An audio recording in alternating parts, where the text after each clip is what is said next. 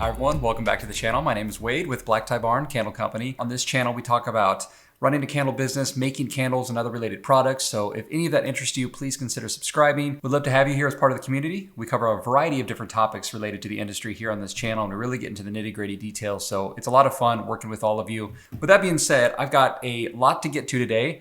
We're gonna be talking about a recent show that I did, holiday show, holiday pop-up craft show, whatever you call them. So I wanted to share with you a little bit about the experience. These are things I used to do all the time. Now I don't do as much anymore, and we'll get into that here in a minute, but I wanted to kind of let you know about how the experience went, and then also really break down a lot of kind of tips and tricks and things that might help you when you do future craft shows as well. But let's go ahead and get started. Like I said, I have a lot to get to. First and foremost, I wanted to talk about just the overall general experience. As I mentioned before, I don't do a lot of these anymore. When I first started, I did them all the time. I mean, I did every one that I could. Small, medium, big, it didn't matter. It was just a really good way to get experience, see what kind of products work, get a comfort and feel for the whole process. So if you have not done one of these before, or if you've only done a couple of them, I would encourage you to keep doing craft shows, pop-ups, holiday boutiques, or holiday shows, because they are a good way to just get a lot of different type of experience. You learn how to prep for a show, so you work on kind of prepping your inventory, presentation, a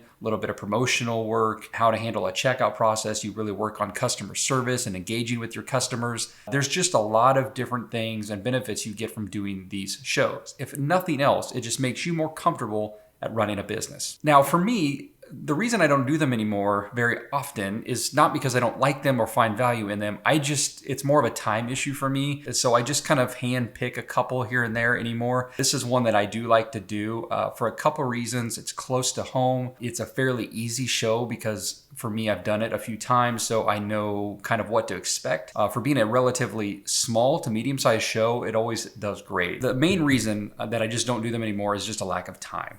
I have considered paying others to go do it for me if I can't make a show, but there are pros and cons to that as well. Everyone does something a certain way, and sending someone else to do it for you, it adds some complexity and a challenge, and it can almost be a little unnerving to have someone go represent you and your business. So some of it's a little bit of a trust issue. More than anything, it's just about having a certain particular way that you do things, and trying to relay that or train someone to do it for you, it adds some complexity. So I have never done that before, but it is something I am considering. This was an indoor event. I very much so prefer indoor events. I'm not really fond of the outdoor candle shows. The weather makes things hard to predict. There's a lot of variables going on when you're working with outdoor events. I've done outdoor events and indoor events, and I always 100% of the time do better with indoor events. That doesn't mean you shouldn't do outdoor events. It's just for me, when I'm picking and choosing and having to carefully select which ones I do,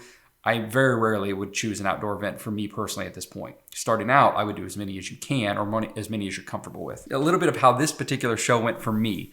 I actually ran out of stock twice. So I rolled out 2 new collections, and I'm gonna show some footage of that here, and I don't have any great product photos to show in this particular video. They were so new. This was the first time I had revealed them at all. And so I haven't actually taken any product photos yet. I'll be doing that after this video. You're gonna see some on the shelf type photos, not high quality photography at all, but you can get an idea of the collections. One of them was a new winter collection, and another one was called the Hideaway collection, which is another new collection for me. Both of those sold out within hours of the show. And I brought quite a bit. You're gonna see in some of the videos and footage here that I bring a lot, and what you're seeing doesn't even come close to what I bring. I bring enough stock to fill up shelves and tables, and then I bring in a ton of stock that's back stock underneath the tables. Some of them didn't move as much just because of the time of year. I ended up bringing too much fall stuff and then not near as much winter. I brought more winter than I normally do, but these new collections, these new lines just did so well that I ran out, grabbing more stock. And then when I did that, I ran out again. So it was a crazy event from that standpoint. And I like to use events to test new products as well. And while this wasn't so much a test, I was going to roll these new collections out either way. I was very happy to see how those new collections perform. I will be doing future videos on these new products that I've made and these new collections and how I make them and talk about those in more detail. But long story short, those collections did amazing for me. So just to give you kind of a little bit of perspective, I ended up making between 4,000 and 5,000 in about a 6 to 7 hour window period. So really good, especially again for a small kind of middle size show. Ironically enough, I did run into a couple subscribers at the show as well. They didn't know I was going to be there because I didn't talk about it here on the channel. I didn't talk about it in the Facebook group. I didn't mention the show at all until after I'd done it. And so they just happened to run into me there, which was kind of cool. So we had some conversations. They asked me some questions. Now, when I talked about kind of selling out quickly, the first few hours were really busy. There's a little bit of a lull, and then it gets real busy again, and then there's a little bit of lull when it ends. That is something I wanted to talk on as well. When you do these shows, to expect kind of a wave of sales and a wave of traffic, you're going to have slower moments, and then you're going to have busier moments, and they're not always predictable. So you might have really busy times and really slow times, and vice versa. So look at the big picture overall. And that's why, you don't want to get necessarily too excited if your first hour or two are crazy good, but you also don't want to get too down if your first hour or two are kind of bad. Just see how the whole show goes and then evaluate after the show is done. So for me, I already touched on this as far as the best sellers go. It was really pretty much everything in the new candle collections that I did. But I would say that overall, my best sellers from the winter scents were pretty much what they always are. And that is just I have a crackling birch that it really sells for me all year long. A good mistletoe, so just a good pine. That could be mistletoe or a Fraser fir, something like that. Mistletoe sold better for me. I also did a spiced cranberry. I call it cranberry fire, which did really good. In fact, I didn't bring enough of that. I wasn't expecting to sell that as much as I did. Those were kind of my best winter scents. And then I tried a few new scents as well. The name matters. So the brand, the label, the name matters because that is what people are going to see well before they smell the candle. So use good names, try to attract the customer to the product, encourage them to want to pick up the product and smell it and try it. Then that scent, the candle itself, is what's going to finish the deal, right? So you need something to open their eyes, and then you need the other one to open their wallet. I didn't mean for that to work out as well as it just did, but it did. Anyways, but honestly, you're wanting to catch their attention, and then you need something to make them really, really want it. So working with your fragrance and your names to come up with a good combination, that's how you come up with a hit product. So a little bit more about the products I brought. I ended up bringing basically 2 different candle types. Now I did bring fall and winter stuff. I basically brought kind of a lower economy style, like my basic standard jar candle that I sell. And then I brought the new products, the new lines. And then the third product type I bought was, and there's some variations in these, but these are the 3 main product types. The third product type was the wax melts. They don't sell near as much as candles do for me. They are good, but they're not the showstopper. They're not what people typically show up to a booth for. They happen to be just kind of like a nice little add-on item usually. But I sell way more candles at events, way more. Okay, let's get into a little bit of some tips and tricks, things that I would offer as some potential insight into running craft shows, and then also talk a little bit about the prep going into the show. So the first thing is about running show specials. So promotions, sales, show specials, show spotlights, whatever you want to call them, I think is really, really important to do. Now, this doesn't mean you have to lower the price of your products, and it doesn't mean you have to raise the price of your products. What I would suggest is you do something specific to the show that they can't normally get, or they can't normally get very often. For example, what I did was a buy 3, get 1 free, and it works out really, really well for both me and the customer. Most promotions and sales and most anything related to a business usually benefits one or the other significantly. In this case, this is one of those weird sales that tends to help kind of both. And the reason I say that is because you're giving your customers an opportunity to get extra products for less of a price. They're not forced to, but they have an opportunity to. And so they're getting a discount to get more products, but you are also selling more products than you would have otherwise, which really is the whole point of a promotion, right? Many times customers will show up with the intention of buying 1 or 2 candles. I would say most show up with the intention of buying 2 candles, we'll say. That is kind of the average that I tend to see. When I started doing these buy 3, get 1 frees, almost everyone that bought 2, I mean almost everyone that bought 2, ended up deciding to buy 3 to get the 4th one free. And a majority of people that were only going to buy 1 decided to go for it all and buy 3 to get the free one. Just that promotion alone has increased my average order, my average sale price tremendously. It doubled since I started doing that promotion, not just this year, but in years past. Part of being successful with shows, events, and even online with your stores is to increase your average order, your average customer sale. And one way to do that is with these type of promotions. For example, let's take a $12 candle or a $10 candle. So rather than selling one for $10 or maybe two for $20, you end up selling three for $30 and they get a free one. Now that extra one lowers your profit margin a little bit, but you still increased the profit overall and you increased your average order. Now, let me give you a very specific example of the promotion that I did on my new collection. So my new candle collection are these larger 10-ounce candles, very, very nice, luxurious looking, nice wood tops. They're wooden wick candles. They're definitely more on the kind of higher class luxury looking type of candle, but not like overly priced. I sell them for $25 at the show.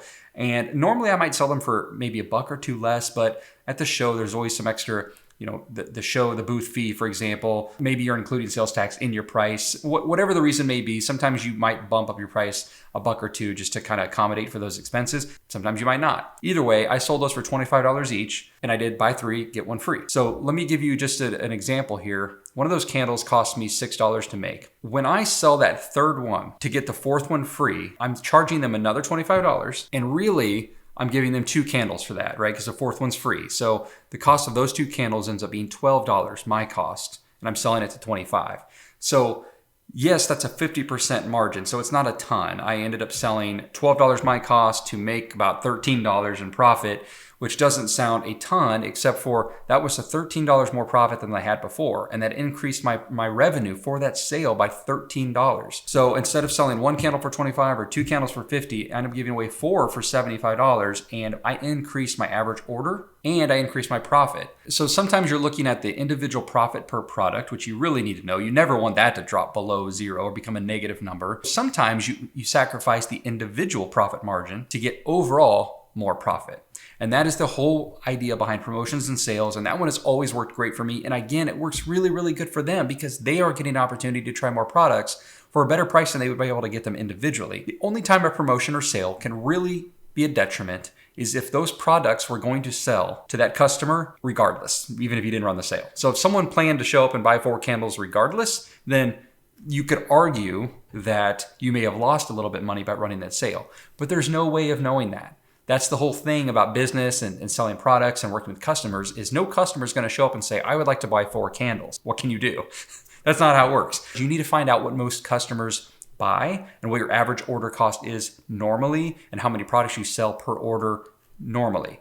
And I knew that. I've known that for years. And the way to increase that is with the promotion. So I know I went on a little bit of a tangent there, but I just wanted to explain a little bit detail the strength and the power of show sales, show specials, and promotions. Let's talk about payment methods. As far as payment methods go, I use Shopify for my e-commerce website, but I don't use Shopify for my point of sale at shows. There's a couple reasons for that. Is I don't like, and I'm going to get into more details here on this in a minute, but I don't like to mix my inventory for my normal e-commerce web store versus the inventory I take to shows. I've done that in the past and it really causes problems. I end up selling products that my store still thinks I have, and then I end up getting an order at the same time online, and then I end up being short out of a product.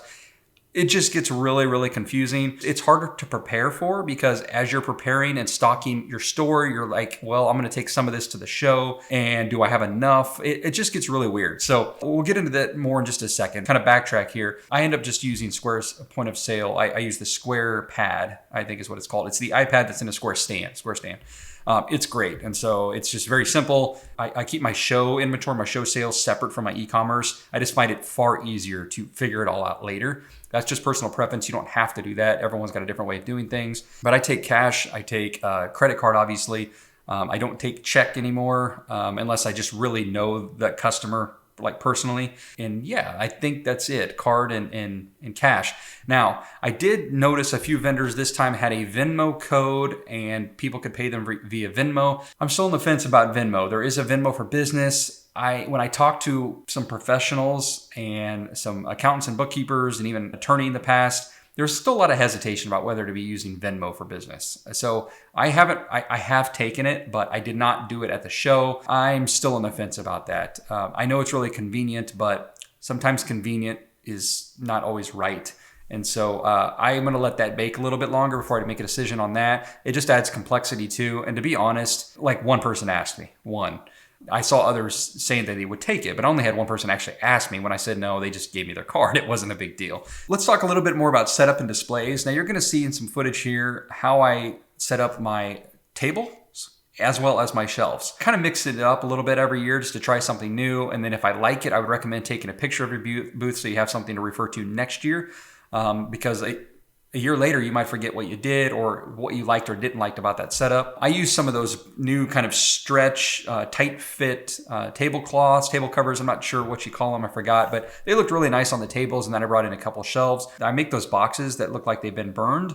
I use those as additional shelves on the table. Done that for years now. I made shelves that match that too, but I didn't bring them this time. One thing I'm considering is not doing the tables next year except for the checkout table and instead just doing shelves. I think it just seems to be a little easier for me to set up. Plus customers seem to flock to the shelves. And I don't know if it's because they're more vertical and vertical is more eye-catching. Maybe it could have been just the products are on those shelves, but I don't know. I have a year to figure it out. So I'll worry about it next time, but that is something I'm considering. But you'll notice in the footage that I had kind of a winter table, which I put straight ahead because it had some of the sharpest looking new products on it. Then I had a fall table to the side. Then I had a shelf that had my new Hideaway collection on it with a few winter overstock. Then I had one other shelf on the end that had wax melts. Sometimes I do shelves with wax melt holders, and other times I've done kind of like a pegboard, spinning pegboard that holds my wax melts as well. I don't know. I don't really have a preference either way on those. And then on the far end, I had a checkout. Now, the way I structured it is because of the setup of the booth and our space. We have a good space, but we have a corner too. And that corner is where it makes the most sense for us to sit and keep stuff out of the way. Checkout stuff, boxes, bags, packaging. Corner works really well for that. And then we let people just come in and shop. I know a lot of people when they do shows, they do the opposite. So we do a U shape. We kind of sit on the back and then we make like a horseshoe shape so customers can come in to our space and shop around. That's what we do. And then others I know do the opposite. So their tables are lining the perimeter and they're back behind that and customers just stand out in the front or around the edges and shop. I'm not a fan of that. The benefit of that is it gives you more room. I would rather give the customers more room to shop. That other way of doing it makes it more difficult for customers to shop, in my opinion. One or two can get in at a time and it's difficult. And I feel like you have to present to the customer all the time. You've got to hand them products to try, or you've got to basically force engagement. I like the open concept much more, almost like being at a mall or a store where they can come in and shop my space. That works out so much better for the customer. You give them their space, I can get many more people. I mean, there were a couple times I had over a dozen people in my little space shopping, maybe more than a dozen. And everyone is totally fine. Let them shop, let them be at their leisure, let them be more comfortable. You don't feel like a salesman to them.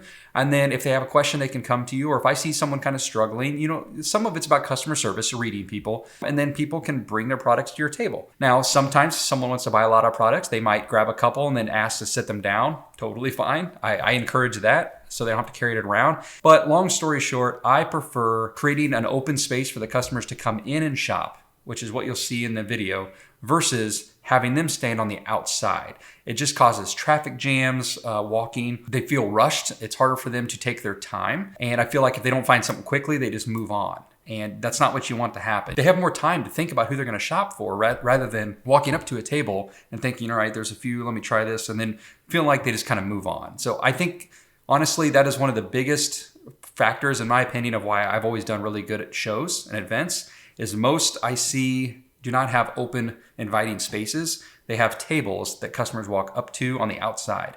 I've always done good at shows. I'd like to think that a lot of it's because of the product, but I think a lot of it's because of the setup, to be honest, as well. So both of those work really good hand in hand.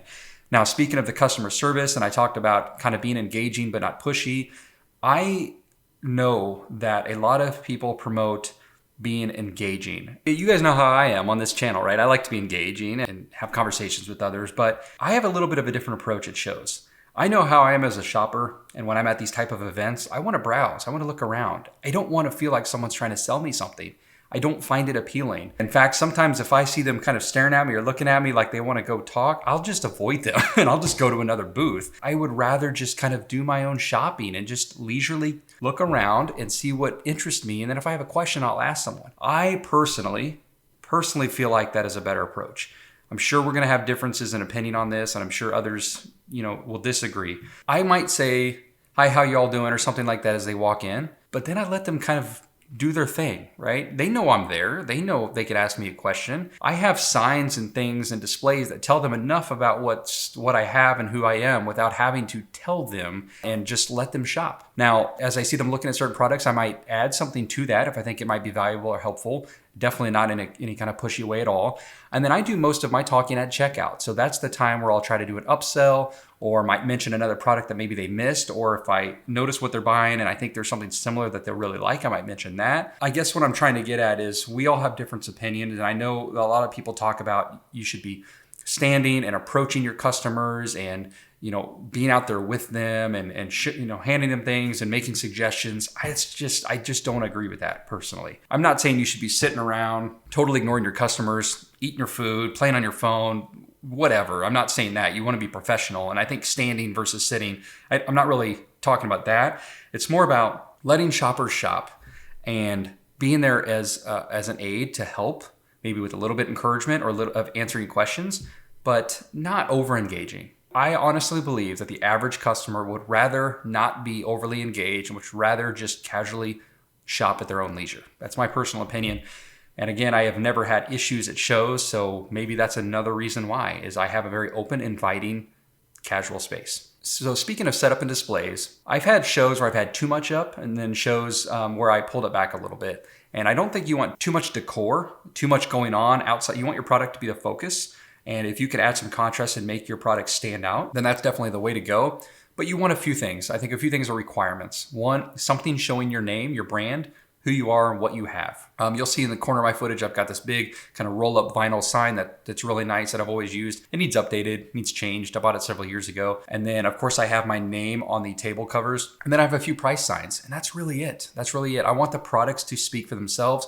I spent a lot of time designing what I think are really good labels, ones that kind of make people want to kind of gravitate towards them. And so I want that to be what speaks to people, reaches out. But I would say, as far as the space goes and decor, make sure you've got some differences in your verticals and horizontals. You don't want all vertical, you don't want all horizontal. Mix it up a little bit, and that's why you see that I have things staggered a little. And I think that's enough to get people in the door. And then at your checkout, you can have a few more promotional items, your business cards, another info sheet, or anything else that you want to include.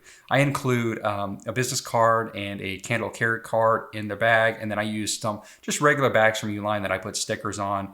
You'll see a little bit of the footage as well. Nothing fancy on there. So another difference that I've always done at my shows is, rather than having one of every item out and letting people just kind of sample and test it, and then if they want one, tell me, and then I get it out for them, it's fine. I know a lot of people that do that and it works for them. It's never worked as well for me. I think there's a couple reasons for that. One, I think people want to know what they're buying, and they want to be they see the product and they want to grab the product and give it to you, versus trusting that you're getting something wrapped up in the back. That's just a difference of opinion. Honestly, I think there are pros and cons to both. Having them all ready to go is a pro as far as a time saver. You don't have to package them up there at the show. But the problem for me with only having kind of like one out for everyone to sniff is it just holds up traffic and you can't get as many people shopping. When I have all my products out, I can have multiple customers in there. Grab a product, they like it, they take it. And I don't have to restock that. I've got a few more out. Now, I'll keep 3 or 4 out at a time of each style and every scent. And if I start running low, then I'll restock during a slow time, or have someone there to help you restock as you go. But I've found that works better for me than just having one of every product.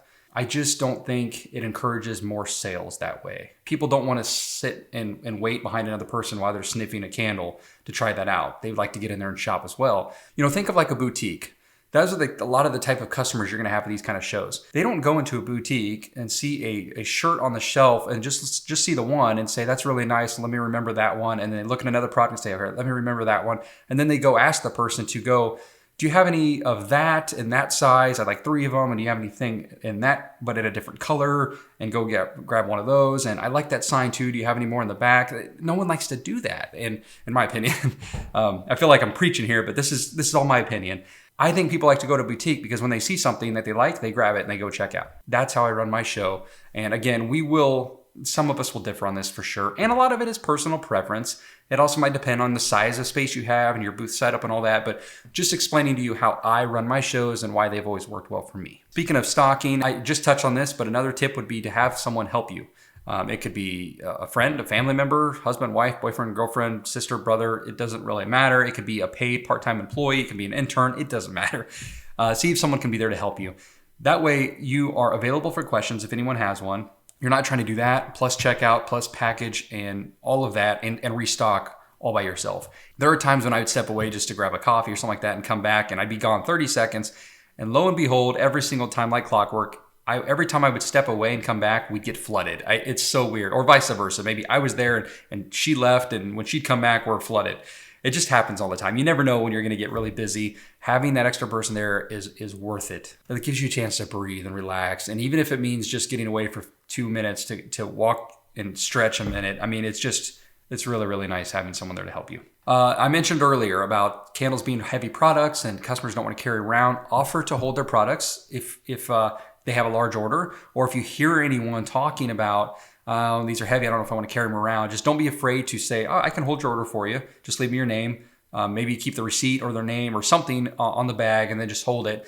Sometimes I have a shelf for that, and other times I just have a spot in the corner where I can stack them all together and then let them go shop, and then they can come back and pick up the order later. Talked about upselling and impulse items at checkout. So I don't know about you. I'm a huge sucker for an impulse buy. I tend to buy something every single time I'm at checkout, no matter where I'm at. I don't care if it's a pack of gum, a candy bar, a soda. It doesn't even matter. Batteries, I mean, whatever's there, I will buy something. I think at these shows, people are looking for a reason to buy something. That's why they come. They're coming to shop. Don't feel bad. They're there to spend money, to buy stuff for gifts or for themselves.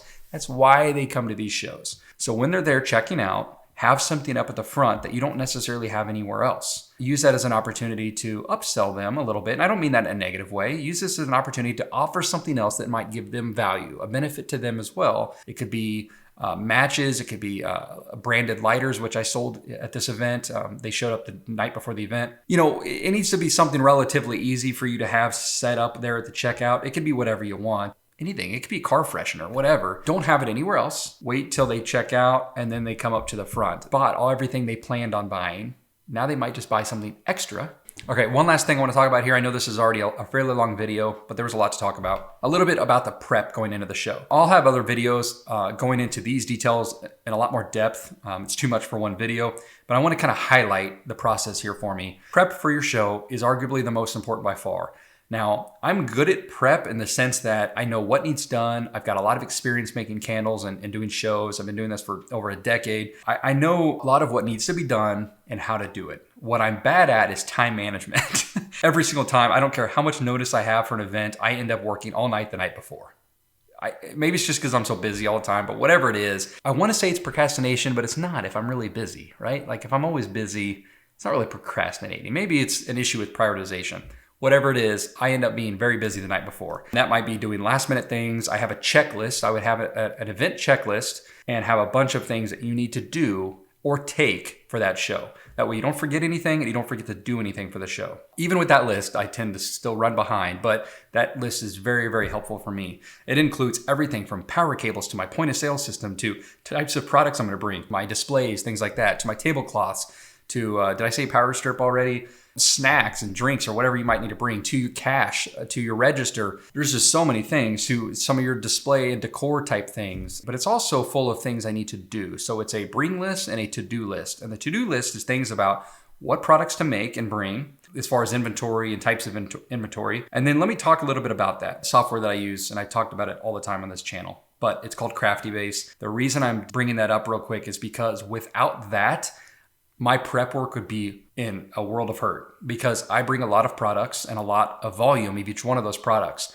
And when I'm prepping to make these products, I go into CraftyBase. I'm not going to tell you about how it all works in this. I've got other videos that do that. But I go into CraftyBase and I say, I'm going to make this list of products and this a quantity of each one of those products. And then CraftyBase will shoot out the recipes for me, how many materials and the quantity of every material that I need, and make sure that well in advance, I have everything I need to make all the products that I plan to take. And if I don't have enough of something, I know that I need to order it in advance. That is such a powerful feature of that software. I can't even tell you. Not only that, then I can track everything that I made, and I know how much I made, how much it cost me to make. I have my inventory counts, and that is the next thing I want to talk about, is that inventory count. Again, this is not, I don't want to get into the details of how that software works. If it is new to you, and you haven't seen me talk about it on this channel before, I have other videos talking about it. In the description, there's a link for a 14-day trial if you want to give it a shot. But anyways, after I've made all my products, and I know what I have to take, count your inventory. You may be using a point of sale system that is already linked to your inventory. Like if you're using it with Shopify or something, which again, I explained earlier why I don't do that. I like to do separate inventory for shows. Count your inventory first. When you go to the show, you have your show, and at the end of the show, you recount the inventory. You know exactly how many you sold of every single product, and then you can simply update your inventory system with one full swoop. It's so much easier. Here's what I used to do. I used to upload all my inventory into whatever app I was going to do to take payments. At the show, I would find that item and check out with that item. So if they bought a 10-ounce apple cider candle, I just made that up, but I would find that in my point of sale system, choose that, it would deduct that from the inventory, and then I'd move on. Felt like that was the right approach because it was dynamic. I was updating inventory as I went. Well, it slows the checkout process down while you're hunting around looking for specific items. The way I did it this year and the way I did it last year works so much better. Count all your inventory at first, go do your show, and then every time someone brings you a candle, you can either manually put in the amount, $10, $6, whatever, or just have like a button for each product type. So 10-ounce candle, 7-ounce candle, wax melt. Done. When they bring up a bunch of products to buy, you just select those. It's very simple. You're not hunting for specific fragrances or anything like that. Then at the end of the show, you just count all your inventory up, and you know exactly what's sold that way. And it makes the process of the show go so much faster. You're going to have to get all your product back out of the tubs or whatever you took to the show with anyways. So at that point, just count them all up, re-inventory. Inventory before you go, inventory before you get, and when you get back. It's such a better process. And once again, Crafty Base works for that because I just go into Crafty Base after the show and I create one sales order for the whole show. And then I just, based off the inventory counts, I just create an entire order for the whole show. And then I'm done. I'm not importing or dealing with 150 different separate transactions. I used to do that. It was a pain in the butt. I'm so glad I don't do that anymore. So that's a huge tip in my opinion. Preparation before the show. Count your inventory before the show, count your inventory after the show, and keep your inventory separate from your other selling platforms. That would be my biggest advice. Again, we might have differences of opinion on that. If you sell on Etsy or Shopify or whatever, you might want to be pulling everything from the same inventory. I would just caution to be very careful with that. I used to do that. It caused problems. I like to do my normal business operations throughout the months leading up to the show or whatever. Leading up to the show, I just make several batches of product for the show and I set it aside. That's why I'm not digging into it. It's ready to go for the show. And then after the show, I just re-inventory it all and then I can add it to my normal stock. Hopefully that makes sense. All right, that really wraps this up. I know this was a super long video and I apologize for that, but there was a lot of stuff to talk about and hopefully you guys got some insight out of that. And I just wanted to share my experiences and my opinions. We all do things a different way. No way is right or wrong at all. I know other candle makers and other businesses, and I have friends in similar industries. They do things totally different from me. They think I might be crazy on something. I think they might be crazy on something. It's irrelevant. We all do things a different way. I just wanted to show you how I do things for my business. If you find any nuggets out of it that you think might be helpful for you, awesome. But if not, and you find other methods work better for you, then great. It's your business. And do what works for you. I just wanted to offer some insight in case anyone was looking for some tips and tricks. So don't forget to subscribe if you haven't already. Got a lot of content already and a lot more to come. And if you're interested in following me on the other social channel, Instagram, TikTok, Facebook groups, whatever, they're all in the description below, as well as a link to a newsletter that I haven't started yet, but it is coming. So I'm just starting to gather signups for anyone that's interested in that. With that being said, if you guys have any other questions or comments about shows, events, or need some additional help, let me know in the comments section and I will try to address those in future videos. Oh, and anyone that wants more information specifically on like branding and marketing and craft shows and all of that, I have a video where I literally am interviewing an expert in that type of field. So check that out as well. I'll try to have it linked here in the video. I will see you all next time. Thanks.